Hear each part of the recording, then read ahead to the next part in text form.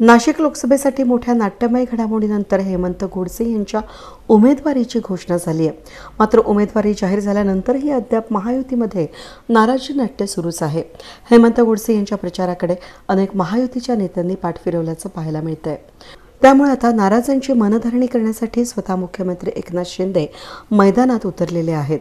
नाशिक लोकसभा मतदारसंघातील महायुतीचे उमेदवार यांच्या प्रचारार्थ मुख्यमंत्री एकनाथ शिंदे यांच्यासह नाशिक लोकसभा मतदारसंघातील महायुतीचे उमेदवारांच्या प्रचारार्थ मुख्यमंत्री एकनाथ शिंदे यांच्यासह उद्योगमंत्र्यांनी विविध क्षेत्रातील मान्यवरांशी चर्चा केली. त्यानंतर रात्री 10 वाजता मनोहर गार्डन हॉटेलमध्ये जवळपास 2 ते 2.5 तास युतीतील नाराज असलेल्या आमदार आणि पदाधिकाऱ्यांशी हॉटेलच्या रूममध्ये 1-to-1 चर्चा करून स्वतः मुख्यमंत्री एकनाथ शिंदे यांनी मनधरणी करण्याचे प्रयत्न केले.